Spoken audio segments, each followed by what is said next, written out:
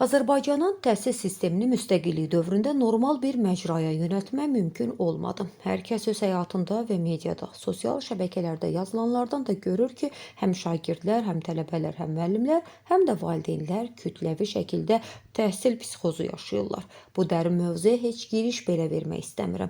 Çünki illərdir bərbad təhsil bataqlığının içindən çıxa bilmirik onsuz da. Mövzumuz bərbad halda olan məktəblərimizdir. Büdcədən milyonların ayrılmasına baxmayaraq, hələ də məktəblərdəki təmir tikinti ilə bağlı problem tam həll olunmayıb. Hələ də istifadəyə yararsız halda uçulub, dağıdılmış, darısqal, müasir tələblərə cavab verməyən məktəblər qalmaqdadır.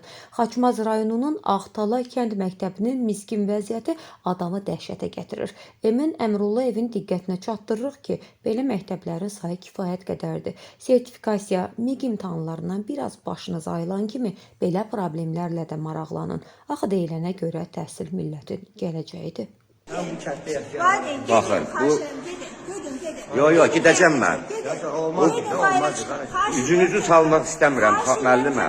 Olmaz deyir. Xahiş edirəm məktəbdən həyətinə çıxın. Bunları çəkib çıxacam mən. Bu nə deyir ya? Valideyn, burada şəkil çəkmək, video çəkmək heç kimin ixtiyarı yoxdur. Xahiş edirəm çıxın bayrağa. İtələməyin məni, xahiş edirəm siz məni itələməyin. Çıxın bayrağa, burada sizin ixtiyarınız yoxdur. Deyirəm ki sənə, məni itələməyin, xahiş edirəm sizdən. Olmaz da, olmaz. Niyə olmaz? Sən kimsən axı olmaz? Olmaz mı? Şəxsən sənə deyirəm, sən kimsən olmaz? O işçiyəm bu. İşçisən, işini gör. Məhdəb qəzalıdır. Sizin niyə belə bezirsə deyil?